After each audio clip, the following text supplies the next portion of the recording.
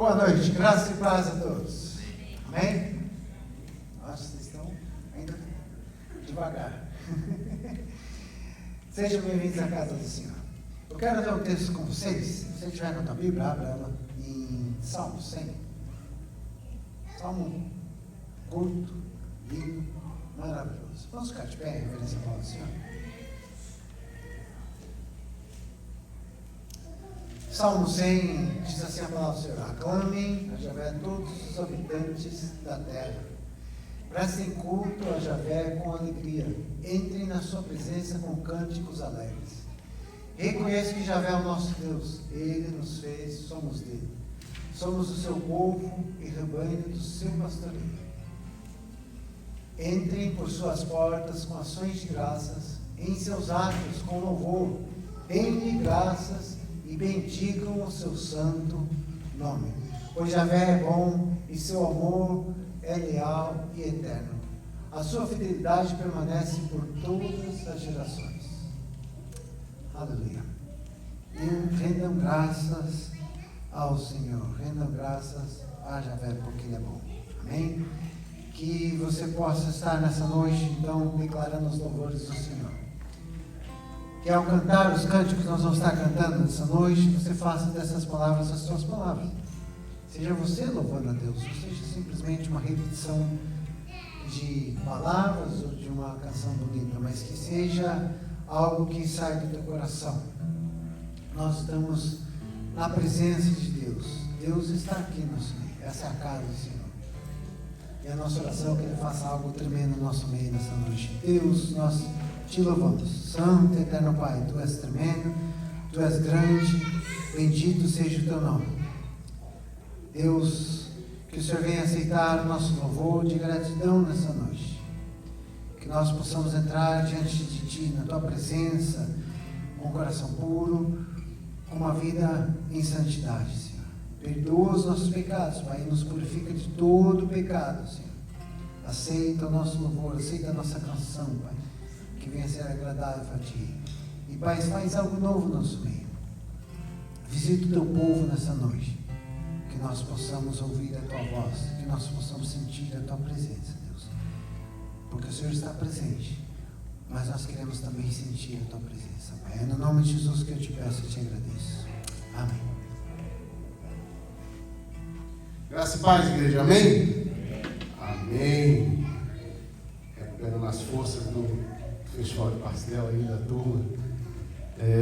Bom estarmos na casa do Senhor para poder adorar o Teu santo nome. Te damos graça, Pai, porque o Senhor tem nos dado esse privilégio. Espírito Santo de Deus, vem nos visitar nesse lugar, nessa tarde. Possamos viver algo novo. Eu quero viver algo novo. Faz meu coração arder de novo, fazendo todo medo desaparecer, trazendo sobre mim um novo amanhecer. Eu quero viver algo novo. Vem me visitar hoje aqui.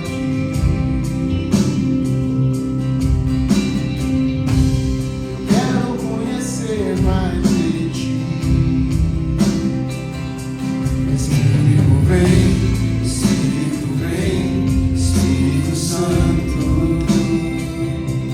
Espírito vem, Espírito vem, Espírito Santo. Eu quero viver algo novo. Faz meu coração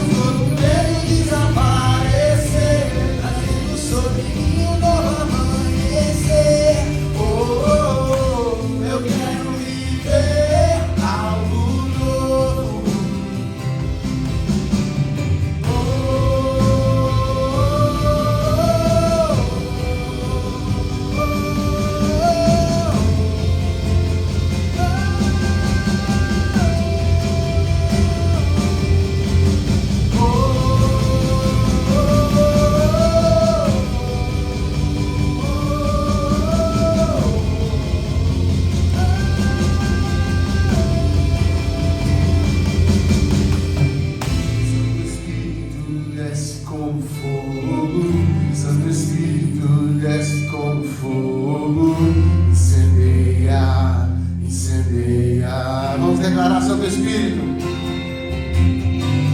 Santo Espírito desce como fogo, Santo Espírito desce como fogo, incendeia, incendeia. Santo Espírito desce como fogo, Santo Espírito desce como fogo, incendeia, incendeia.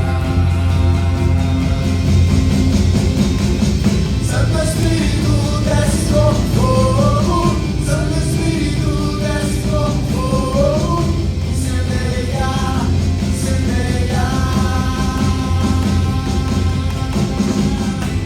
Eu quero viver algo novo, faz meu coração arder de novo, fazendo todo medo desaparecer, trazendo sobre mim um novo amanhecer. Oh, oh, oh, eu quero viver algo novo,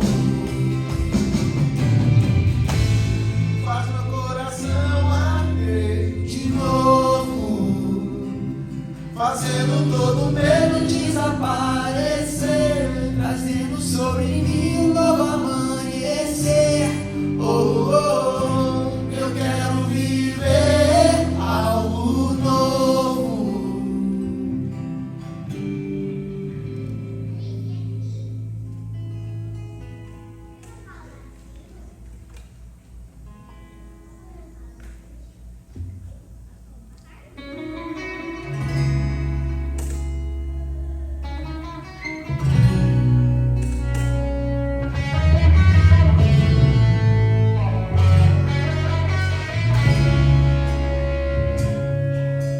Sobre o trono de justiça, eternamente haverá um rei. Ele voltará para governar as nações em amor. A igreja. Ao leão, e que a testa espeça diante da majestade de Jesus. Que ruge ao leão, e que a terra estremeça diante da majestade de Jesus.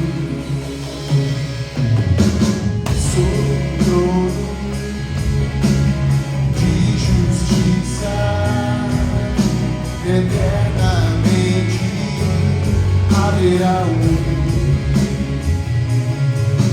Ele voltará para governar as nações em amor.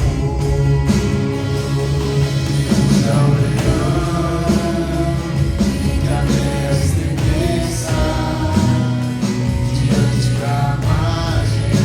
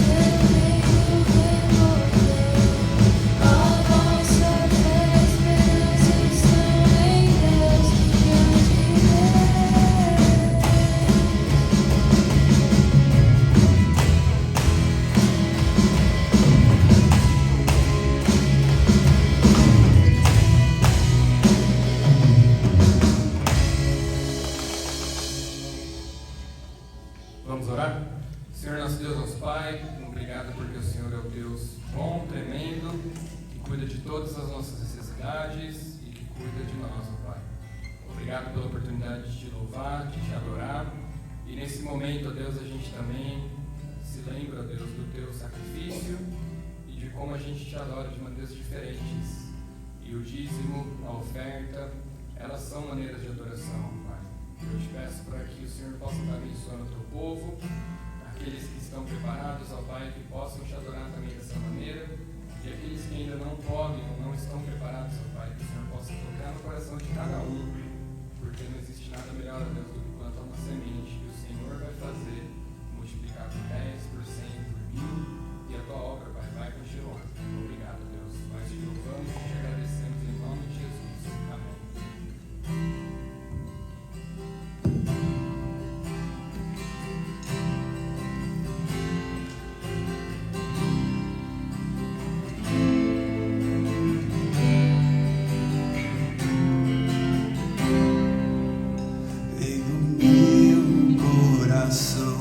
Seja minha fortaleza, minha fonte eterna és, ó minha canção.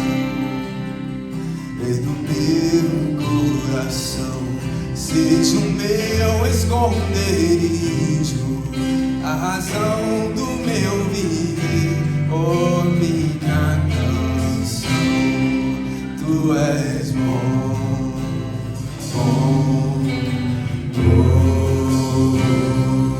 Tu és bom,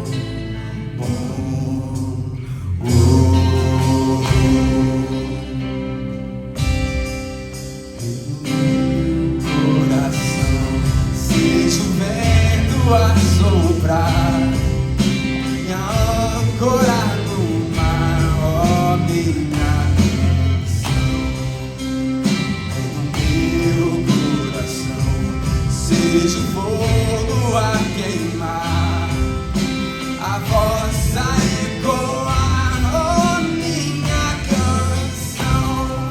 Tu és bom, bom, oh, oh, tu és bom, bom, oh, tu és bom, bom, oh, tu és bom,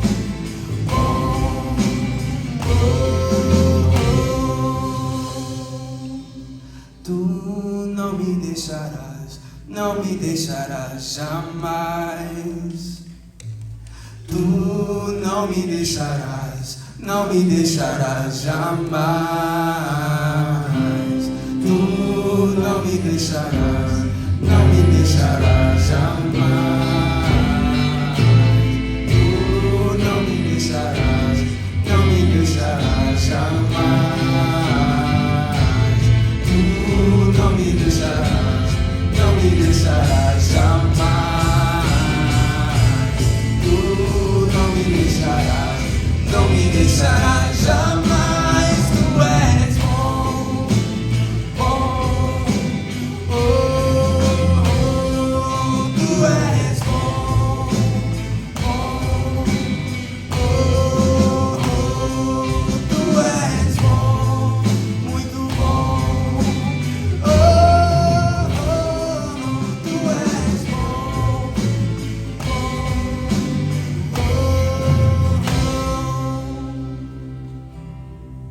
Sonda-me, Senhor, e me conhece. Quebranta o meu coração. Transforma-me conforme a tua palavra e enche-me até que em mim se ache só a ti.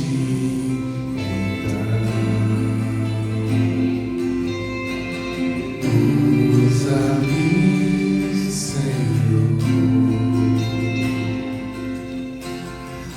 usa-me como um farol que brilha à noite, como ponte sobre as águas, como abrigo no deserto, como flecha que acerto o alvo. Eu quero ser usado da maneira que te agrade, em qualquer hora, em qualquer lugar.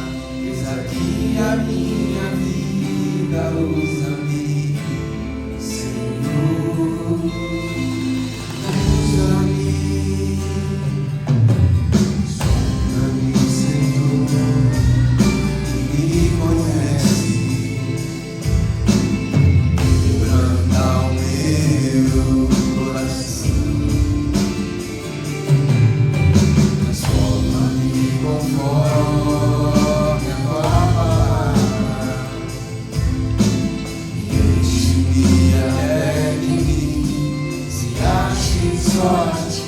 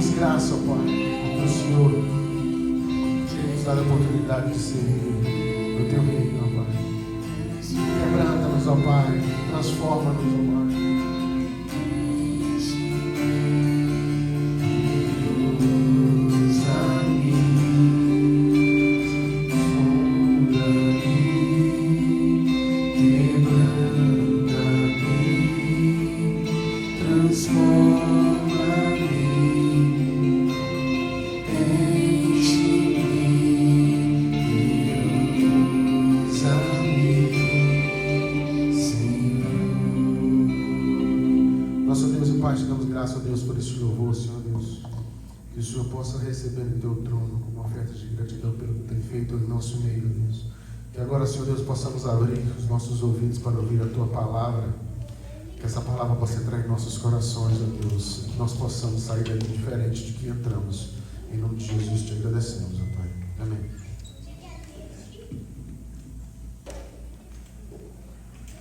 Graça e paz. Amém? Vamos só mais um minutinho de pé em reverência à palavra. Continuando o nosso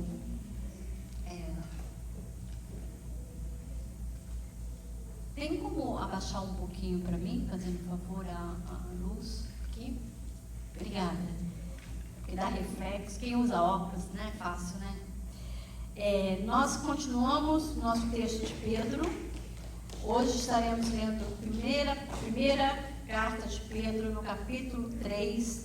Leremos nos versos 8 a 12. 1 Pedro 3, 8 a 12. Está ali? Diz assim: quanto ao mais, tenham todos o mesmo modo de pensar. Sejam compassivos, amem-se fraternalmente. Sejam misericordiosos e humildes. Não retribuam mal com mal, nem insulto com insulto. Ao contrário, bendigam, pois para isso vocês foram chamados, para receberem bênção por herança. Pois quem quiser amar a vida e ver dias felizes, guarde a sua língua do mal e os seus lábios da falsidade. Afastem-se do mal e façam o bem. Busquem a paz com perseverança. Porque os olhos do Senhor estão sobre os justos e os seus ouvidos estão atentos à sua oração. Mas o rosto do Senhor volta-se contra os que praticam o mal. Senhor, uma vez mais nós oramos a Ti. Pedimos agora que o nosso entendimento esteja totalmente em Tuas mãos. Que o Senhor ministre a cada um de nós conforme a Tua vontade. Usa-me, Senhor, como nós acabamos de cantar. Usa a cada um de nós, abrindo os nossos ouvidos, a nossa mente, que a Tua palavra ela possa encontrar um lugar acolhido na nossa alma e frutificar segundo a Tua vontade. É minha oração em nome de Jesus. Amém. Pode sentar. Como os irmãos têm acompanhado, nós temos caminhado na Epístola de Pedro. Semana passada, nós refletimos na primeira parte do capítulo 3, quando Pedro fala sobre a questão da submissão da mulher e da responsabilidade do homem, do esposo. A mulher ser submissa ao seu marido. Nós vimos o contexto, vimos o porquê que Pedro tratou disso, vimos a questão dos maridos serem participantes na vida do lar, e nós temos então entendido que Pedro, ele tem nos levado a uma série de reflexões ou de introspecções e aprendizados moral e ético que envolve a salvação. Porque às vezes as pessoas, quando nós falamos sobre salvação, sermos salvos em Cristo Jesus, nós achamos que ali acabou. Eu entreguei minha vida para Cristo, levantei a mão, fiz uma oração na igreja, pronto, acabou. E nós temos visto na palavra do Senhor que não é assim. A vida cristã é um processo de transformação diário. A salvação, nós precisamos desenvolver. E Pedro, então, tem sido incisivo na questão do testemunho, que o testemunho ele deve permear toda a nossa vida, todas as áreas da nossa vida. Inclusive, para Pedro, o testemunho, a maneira como nós nos comportamos, como nós falamos, como nós nos portamos, é um testemunho que fala muito mais alto do que as nossas próprias palavras.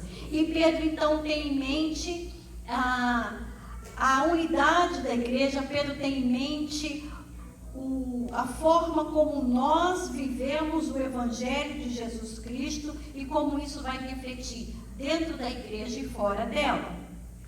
E agora então, Pedro, tendo essa mentalidade da unidade da igreja, porque o que nós precisamos entender? Pedro está escrevendo para irmãos que uma igreja recente, uma igreja nova, o cristianismo era ainda recente. Pedro está falando para irmãos que estavam no contexto, na sua maioria, não todos, mas eles eram imigrantes, tinham saído de Jerusalém, tinham saído da região, eles estavam ali em algumas províncias da Ásia Menor.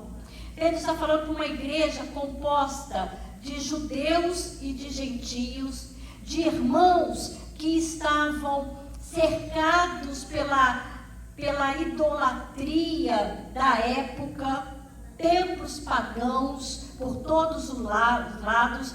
Pedro está falando para irmãos que estavam sendo perseguidos pelo Império Romano, perseguidos pelo judaísmo, perseguidos pelos próprios gentios. Então Pedro, ele traz ali palavras de conforto, de consolo, de ânimo, para que esses irmãos pudessem permanecer na fé, não desanimarem, não se desviarem.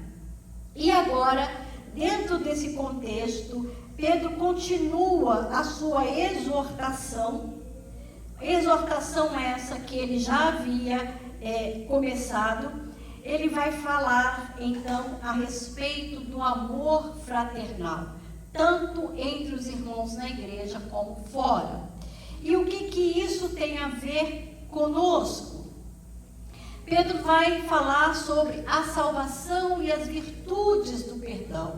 Pedro, ele vai falar como o perdão é algo que deve permear a vida cristã, como que nós trabalhamos isso dentro e fora da igreja. E a primeira coisa que eu quero destacar nesse texto é que a salvação, ela produz as virtudes daqueles que o chamou das trevas para a luz. As virtudes daquele que o chamou das trevas para a luz, as virtudes de Cristo. E ele começa então no verso 8 assim: finalmente, sede todos de igual ânimo, compadecidos, fraternalmente amigos, misericordiosos e humildes. A primeira coisa aqui que chama a nossa atenção, ele fala finalmente. Ele não está acabando a sua exortação, mas ele está fazendo uma ligação com aquilo que ele começou lá no capítulo 2, lá no verso 13, quando ele fala que os irmãos deveriam se sujeitar a todas as autoridades. Ele vai fazer uma ligação com relação à submissão, com relação ao comportamento do crente em várias esferas da sociedade. E ele vai dizer então, finalmente, irmãos, Pedro, em momento algum, tem tido a intenção ou o objetivo de solidificar a hierarquia. Pedro, ele não está falando que devemos, ou ele pretendia dizer que existe socialmente pessoas superiores às outras. Quando ele começa a falar que nós deveríamos estar sujeitos a autoridades, depois ele fala que os escravos domésticos deveriam estar sujeitos aos seus senhores, ou os os empregados devem estar submissos aos seus patrões, ou ele fala que as mulheres deveriam estar submissas aos seus maridos. Ele não tem em mente dizer que existem pessoas superiores às outras, muito pelo contrário. Ele está dizendo que perante Deus todos nós somos iguais, mas ele tem a intenção de falar que essas coisas acontecem, que essas coisas estão lá fora, que existe hierarquicamente dentro da sociedade pessoas que se acham superiores às outras. Os empregadores, eles se acham superiores aos seus empregados. Naquela época, os homens se achavam superiores às mulheres. E Pedro está dizendo, olha, não é que as pessoas são superiores, não é que as pessoas, porque estão num cargo que talvez esteja acima de você, que ela é superior a você, mas acontece que dentro da sociedade que nós vivemos, essas pessoas usam dessas hierarquias para subjugar outras pessoas, para humilhar, para denegrar, não pode falar denegrir, né? Eu vi isso hoje na internet, alguém me mandou isso aí. Não pode mais, pode falar denegrir sim, porque tem nada a ver com questão racista, mas com pessoas que abusam, que caluniam, que fazem violências contra outras pessoas. E Pedro está dizendo, olha, embora se você é cristão e você está dentro desse contexto, se você está num contexto abusivo, se você está sofrendo, mas é por causa do Evangelho, por causa do nome de Jesus Cristo, porque você é cristão, se você está sofrendo injustamente, porque você é cristão, esse é o contexto. Ele está dizendo assim, olha, vocês precisam olhar para o Senhor Salvador Jesus Cristo, aquele que deixou um exemplo para você. Ele está dizendo assim, olha, a renúncia de agir como essas pessoas fora do âmbito cristão agem, é uma renúncia. Você faz isso por amor a Jesus Cristo. Tenha como espelho o próprio Senhor Jesus. Então ele vai falar, finalmente, depois de que você entendeu tudo isso, sede todos de igual ânimo. Ele vai começar falando 5 adjetivos que nós finalmente devemos desenvolver, ou que nós devemos ter dentro da comunidade cristã, dentro da comunidade de fé. Ele vai dizer primeiramente, sede todos de igual ânimo.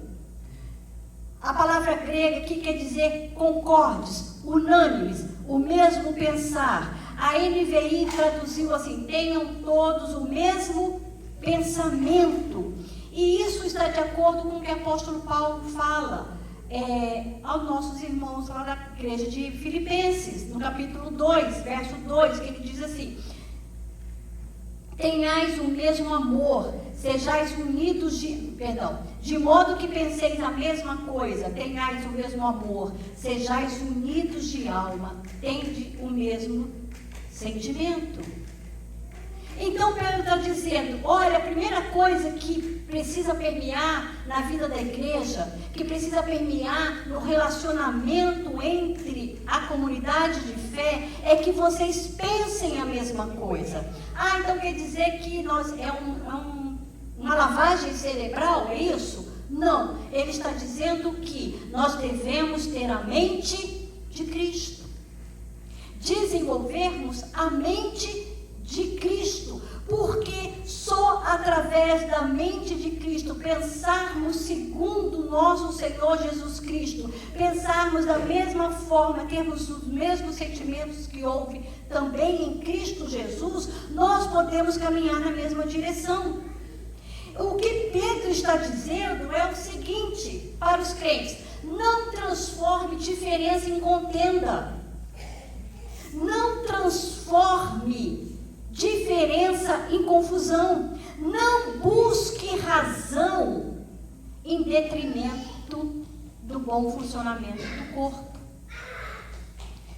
É como que se nós pudéssemos ouvir o apóstolo dizendo assim para a igreja: olha, não interessa se você tem razão ou não.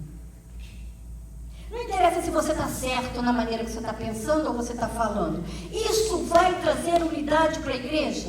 Isso vai trazer comunhão para a igreja? Ou isso vai gerar discórdia? Vai gerar mau testemunho? Vai gerar conflitos? Vai danificar a unidade da igreja e a imagem de Cristo no meio da igreja?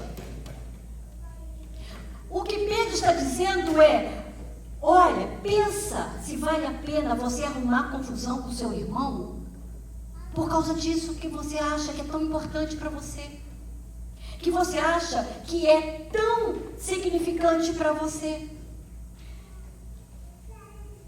Paulo fez a mesma exortação lá em Filipenses, no capítulo 2, verso 3, quando ele diz assim, preste atenção nessa palavra: nada, Paulo falando, façais por partidarismo ou vanglória, mas por humildade, considerando cada um os outros superiores a si mesmo. Não tenha cada um em vista o que é propriamente seu, senão também cada qual o que é dos outros. É a mesma essência.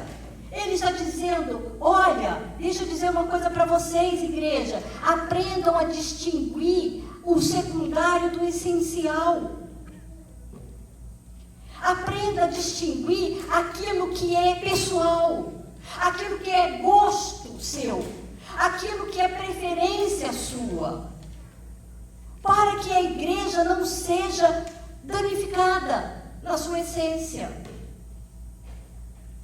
para que não haja conflitos entre vocês por coisas banais. Em outras palavras, ele está dizendo assim, aprenda a engolir sapo. Aprenda a ficar quieto. Se não edifica, não fale. Se não vai abençoar, não fale. Se não vai causar unidade, não fale. Se não é algo que realmente é necessário, se não é algo que vai trazer unidade, se não é algo que vai trazer crescimento, se não é algo que vai gerar frutos, fique quieto. É isso que ele está dizendo para nós. E para nós, igreja de imigrantes, essa palavra é muito bem-vinda, porque ele está falando para uma igreja de imigrantes. Ele está falando para irmãos que estão ali em vários contextos. Ele está dizendo assim, olha, vocês, aqui no nosso contexto, uma igreja de imigrantes, nós temos background religioso. Aqui nós temos batista, presbiterianos, metodista, episcopal, católico, assembleano. Nós temos pessoas de várias denominações. E como se não bastasse, nós ainda temos gente de todas as regiões do Brasil. Um que fala manguzá e o outro que fala canjica. Não é assim? Biscoito. Um que fala biscoito, outro fala bolacha. O que ele está dizendo é o seguinte: aprendam a conviver, aprendam a pegar a essência, aprendam a pegar aquilo que é alicerce, o que é periférico, não edifica. Entendeu o que Pedro está dizendo para nós, como igreja? Pegue aquilo que te apega a Cristo. Pegue aquilo que te faz crescer espiritualmente. Pegue aquilo que vai fazer o outro irmão ir para frente. Mas tem gente que parece que tem prazer em botar o irmão para baixo. Por causa de besteira. Porque não aprende a ficar quieto. Porque tem a língua maior do que a boca. E ele vai dizer então, vocês são um só corpo. E ele continua, então, uma vez que vocês aprenderam a ficar quieto, uma vez que vocês têm igual ânimo, pensam igualmente, não pensem em denominação, mas pensem em Cristo, pensem em igreja, pensem em reino, sejam compadecidos. A palavra literalmente significa sentir dor com. Pedro usou anteriormente a analogia para a igreja, vocês lembram, de pedra viva. Cada um de nós é um tijolinho vivo. A igreja é um edifício vivo, edificado na pedra viva que é o Senhor Jesus Cristo.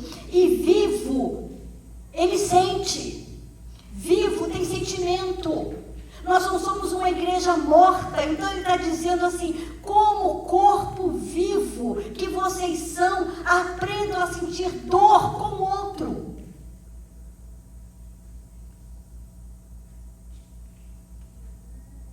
É interessante porque em Romanos, Está saindo som?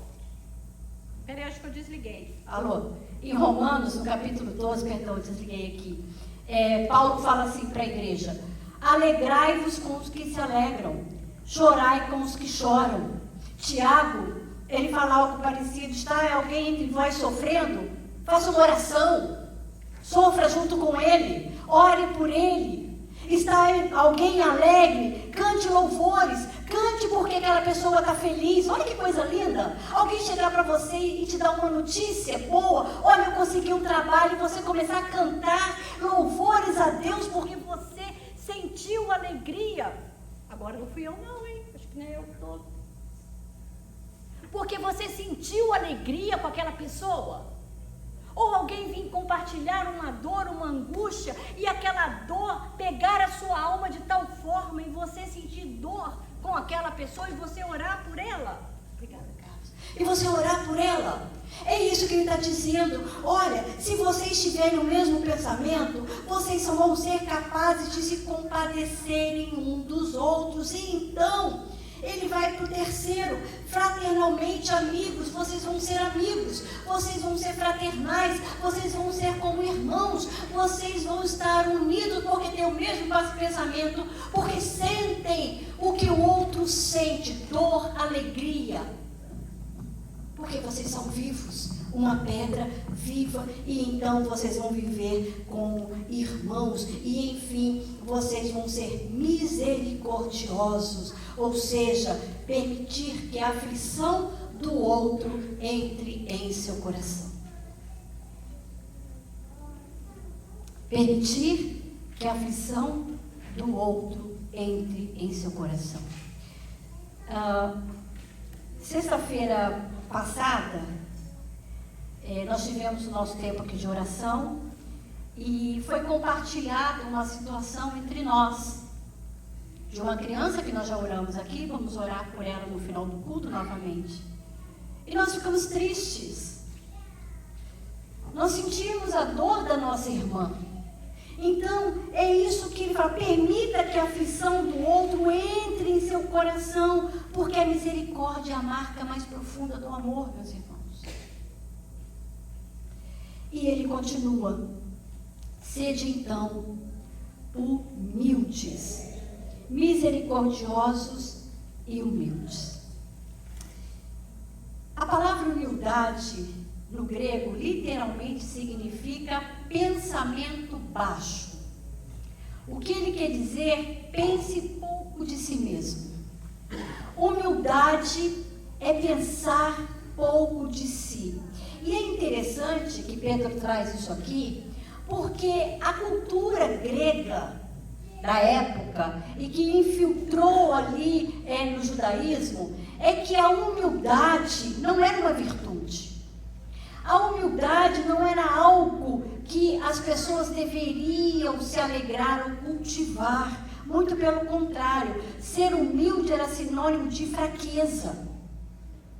Ser humilde era sinônimo de que a pessoa, ela realmente merecia estar debaixo do domínio de alguém. E aí o evangelho chega, o cristianismo chega, pregando o contrário, mudando essa realidade. Ele chega dizendo que os servos deveriam ser humildes, que os patrões deveriam ser humildes, que as pessoas deveriam ser humildes e estar submissas às autoridades. E mais, ele chega dizendo que o Senhor, literalmente o Senhor, o Quírios, o soberano do cristianismo, ele foi um servo, e um servo sofredor, o mais humilde de todos. A ponto de morrer na pior morte, na mais humilhante. E Pedro então está dizendo assim: olha, sejam humildes. Sabe por quê? Porque é justamente a humildade que vai combater a soberba, o orgulho, a altivez. É justamente a humildade que vai mostrar para o mundo, um mundo arrogante, um mundo onde se prega que você, para ser bom, você tem que passar a perna nos outros, aonde para você não tem problema se você cola, não tem problema se você faz um plágio do seu trabalho de universidade, não tem problema se você faz o seu trabalho mal feito, não tem problema se você faz as coisas debaixo do pano. É um mundo que prega a que as pessoas podem fazer o que elas quiserem, desde que ninguém saiba que realmente bom é aquele que domina, realmente bom é aquele que está por cima. E Jesus veio, o cristianismo vem dizendo que não, que nós devemos ir na contramão, porque é a altivez, é o orgulho, é a soberba, é a ganância que tem levantado falso contra a igreja de Cristo, que tem dado oprimido o crente, que tem dado falso testemunho sobre o crente, que tem inventado mentiras sobre o cristianismo. Ele está dizendo: vocês vão na contramão, porque aquele que experimentou as muitas misericórdias, aquele que foi alcançado pela maravilhosa graça, aquele que entende que ele mesmo não era nada, que a Bíblia diz que nós somos menos que nada, que nós estávamos mortos nos nossos próprios pecados, que nós não somos merecedores de nada, mas Deus, na sua graça infinita, no seu amor, olhou para nós e teve amor, teve misericórdia, teve compaixão, e Ele disse: não, eu vou lá, eu vou cuidar, eu vou resgatar. E Ele fez isso através do seu Filho Jesus Cristo. Ele está dizendo: vocês que foram alcançados, vocês que estavam mortos, vocês que não eram nada, que estavam destinados ao inferno, vocês foram alvos do amor, do perdão, da graça. Agora distribuam, ajam da mesma forma. Por isso, Pedro então está dizendo para aqueles irmãos: sedes humildes. Sedes humildes. Meus irmãos, coisa terrível é quando eu ouço alguém falar assim: ah, mas fulano não tem diploma. Já ouviram isso? Ai, fulano não tem diploma. Eu tenho diploma, fulano não tem. Como esse diploma? Diploma dá conhecimento, mas não dá sabedoria. Estudo dá conhecimento, mas eu tenho certeza que mesmo eu tendo estudado teologia, se eu for conversar com vocês, pode ter gente muito mais sábia, e tem, do que eu. Porque sabedoria não é no banco de faculdade, é do joelho. E então, ele diz: sedes humildes. E em segundo lugar, ele vai dizer assim, que a salvação, ela vai produzir no cristão um espírito perdoador. Um espírito perdoador. Olha o verso 9. Não pagando mal com mal, ou injúria por injúria, antes, pelo contrário, bem dizendo, pois para isso mesmo fostes chamados, a fim de receberdes bênção por herança. O apóstolo está nos orientando o seguinte: num confronto de injúrias, de calúnias, de maus tratos, nós devemos ir na contramão, não retribuir na mesma moeda, não retribuir da mesma forma. Jesus falou sobre isso no seu Sermão do Monte, Mateus 5, verso 38, quando ele diz assim: se alguém te ferir uma face, o que você faz? Dá outra. Jesus estava falando sobre vingança. Não é para você ir lá e dar uma bufetada de graça, não é para você ir lá e revidar com o mesmo mal. Ele tem aqui em mente aquelas pessoas que estão sofrendo injustamente, aquelas pessoas que estão sendo caluniadas, estão sendo defamadas. Não haja da mesma forma. Não sejam iguais a ela, porque para Pedro o ciclo do mal é vencido com o bem. Provérbios 15:1 diz assim: a resposta branda desvia o furor, mas a palavra dura suscita a ira. Eu vou dar um exemplo lá de casa. Eu pedi autorização, tá? Se alguém aqui conseguir brigar com o Daniel, me fala. Eu sou a mãe do Daniel há 20 anos. Eu só vi o Daniel 2 vezes na vida nervoso. O Daniel tem um dom. Você vai brigar com ele, você passa raiva, porque ele não briga. Ele não briga. Você pode ir na ira ali de mãe. Ele olha para sua cara, que nem o Hugo está fazendo aqui para mim. Ele olha para você e ele fica. Você está certa. É, isso mesmo. Tá. Morreu, acabou. Você não consegue mais brigar. Você não tem mais para onde ir, porque ele não responde. Oi? Pois é, ele precisa dar um curso para os filhos. E aí acaba. E isso não é só comigo, é com o irmão, é com qualquer... Alguém aqui já conseguiu discutir com ele? Se conseguiu, irmão é outra coisa, né? Mas o que eu quero dizer é que isso é um dom, a mansidão, a temperança, o domínio próprio. É isso que Pedro está dizendo. Olha, aprenda a controlar as suas emoções. Não revide. Não é porque a pessoa está sendo injusta com você que você vai agir da mesma forma. Por quê? Porque é isso que as pessoas fazem lá fora, mas não pode ser o que nós fazemos no meio da igreja. O cristão, ele tem que agir diferente. Ele age diferente. Olha o que Pedro fala. Na sua primeira carta, no capítulo 2, verso 22 a 23, ele diz assim: Cristo sofreu em vosso lugar, deixando-vos exemplo para seguirdes os seus passos. Pois ele, quando ultrajado, não revidava com ultraje, quando maltratado, não fazia ameaças, mas entregava-se àquele que julga retamente. É isso que Pedro está dizendo. Você está sendo injustiçado? Entregue para Deus. É Deus que julga. A Bíblia diz que a vingança pertence ao Senhor. E a pior coisa é uma pessoa vingativa. E ele está dizendo, então, não ajam assim no meio da igreja. Por quê? Porque vocês foram regenerados, vocês nasceram de novo, vocês precisam ter o mesmo sentimento que houve também em Cristo Jesus. A salvação, ela não só leva a nossa alma para o céu, mas ela entra transformando. Por isso nascemos de novo. Ela muda a nossa mente, ela muda a nossa postura, ela muda o nosso linguajar, ela muda o nosso comportamento, ela muda a maneira como nós lidamos com as situações, porque a partir de então nós temos o Espírito Santo. Nós cantamos aqui no começo a primeira música.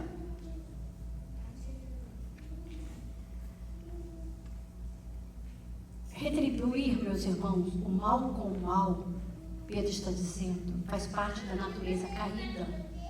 Faz parte da natureza daqueles que não conhecem a Cristo. Faz parte do mundo caído, mas não faz parte da igreja. Não faz parte de um povo que é chamado de pedra viva, que tem o Espírito Santo do Senhor. E aí eu já ouvi assim: ah, pastora, mas eu nasci assim. Meu filho, não tem síndrome de Gabriela na igreja. Eu nasci assim, vou morrer assim. Não. Nasceu assim, mas quando nasceu de novo tem que nascer transformado. Tem que nascer com linguagem santa, tem que nascer com comportamento santo, transformado. Isso é uma busca diária.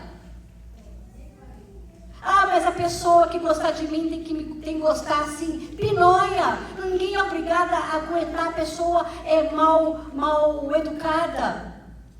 Pessoa que só fala palavrão, pessoa que só fala maldição, pessoas que não te levam a crescer com Jesus, pessoas que têm uma atitude grosseira. Ninguém é obrigado a aguentar ninguém assim, porque no meio da igreja nós somos transformados, renovados e santificados pelo Espírito Santo do Senhor. Nós temos que deixar o Espírito Santo agir em nós do comecinho até o dedão do pé. Se meu temperamento é assim, submeta o teu temperamento ao Espírito Santo. É difícil, é? É difícil. Mas nós precisamos Senhor, transforma. Também cantamos aqui que nós queremos, né, ser algo novo. Não adianta cantar, meus irmãos, cantar é bonito, mas nós temos que viver, nós temos que fazer disso uma oração. Eu tenho que sair daqui e buscar e falar: Senhor, olha, eu sou língua frouxa, então transforma. Senhor, eu tenho um temperamento grosso, então muda. Senhor, eu gosto de me vestir assim, então muda. Senhor, e a gente coloca diante do Senhor, pode levar 1 ano, 2, 3, não importa, mas o que importa é que eu busque. É isso que Pedro está dizendo. Quem tem o Espírito Santo, ele vai dizer, vai ser transformado e vai aprender a lidar com essas circunstâncias de maneira que não vai revidar. E então ele vai falar aqui o porquê disso, a fim, por bem dizer, pelo contrário, bem dizendo, pois para isto mesmo vocês foram chamados. E eu vou encerrar aqui.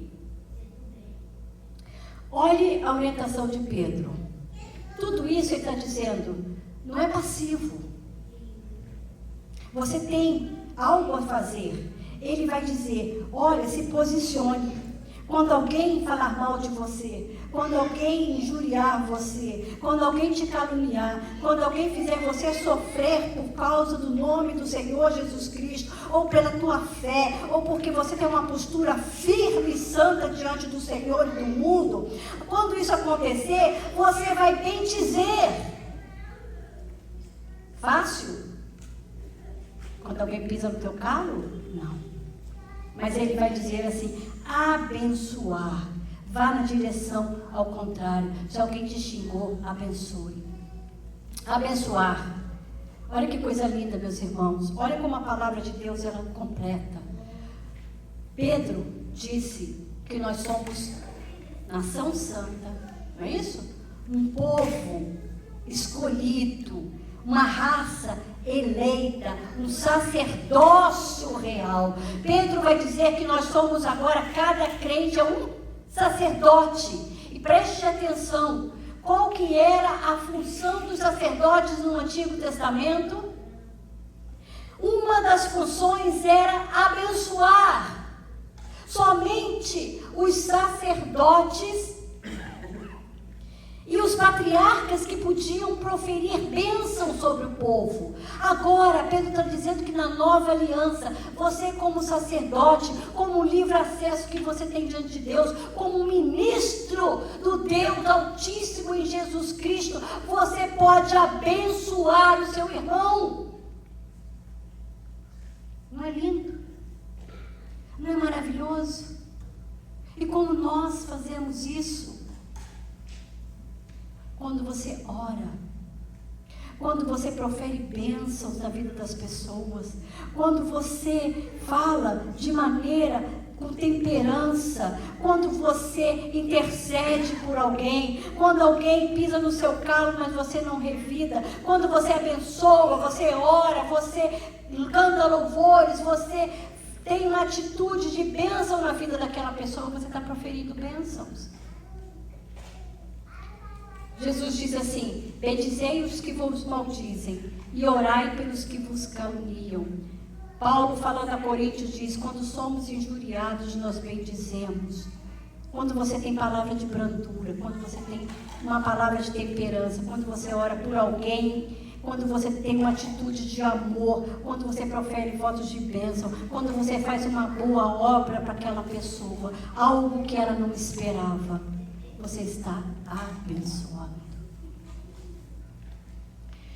E hoje a gente tem visto tanta gente ensinando a amaldiçoar. Tem até louvor, não tem louvor que fala lá que canta impetrando maldição sobre os inimigos. E Jesus diz para nós, olha, você precisa orar como salmista. Cria em mim, ó Deus, um coração puro e um espírito inabalável, porque para isso vocês foram chamados, para receberem bênção por herança.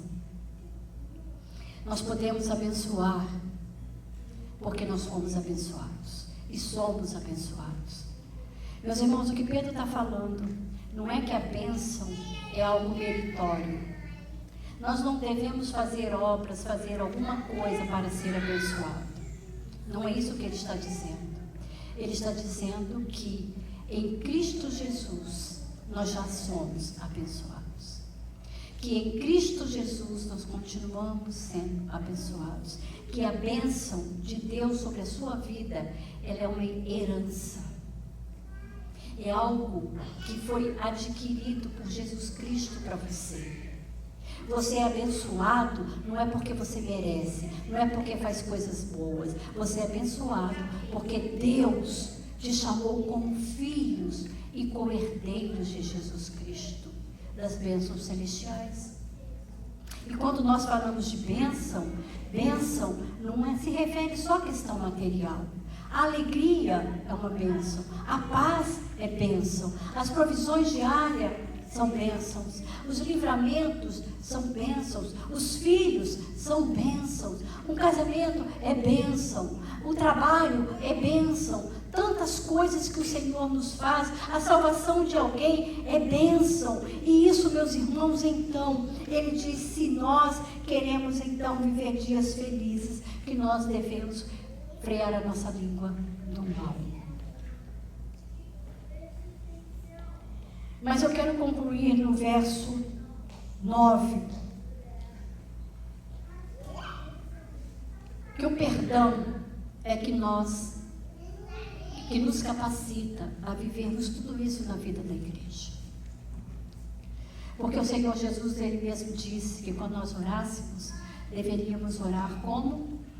Perdoai as nossas dívidas, assim como nós perdoamos os nossos devedores.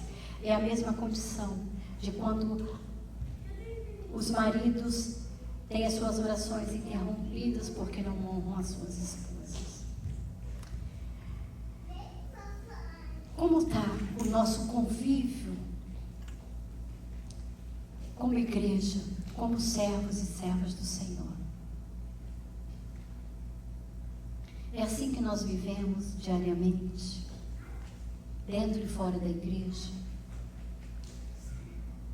Capazes de perdoar aquele que tem nos ofendido, tendo compaixão uns dos outros, humildade, sentindo a dor uns dos outros, amando uns aos outros de maneira, pode vir, de maneira que nós podemos vivenciar e viver a ponto de que o mundo olhe para a igreja e fala, olha, esses verdadeiramente são servos de Jesus Cristo, porque aprenderam a viver como Ele, a caminhar como Ele, a sentir como Ele, e demonstram o mesmo amor que Ele demonstra pela igreja.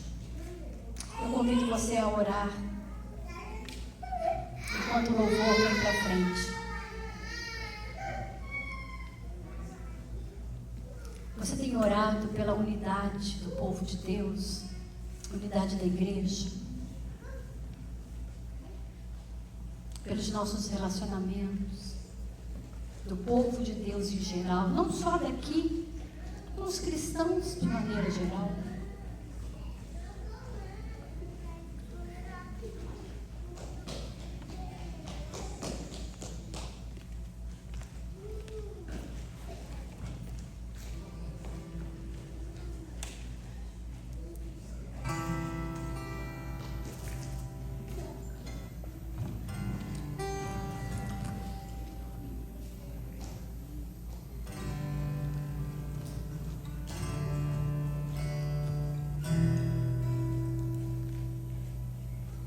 Minha fé não está firmada nas coisas que podes fazer. Eu aprendi a te adorar pelo que é. Dele vem o sim e o amém, somente dele, mais ninguém. Ó Deus, seja o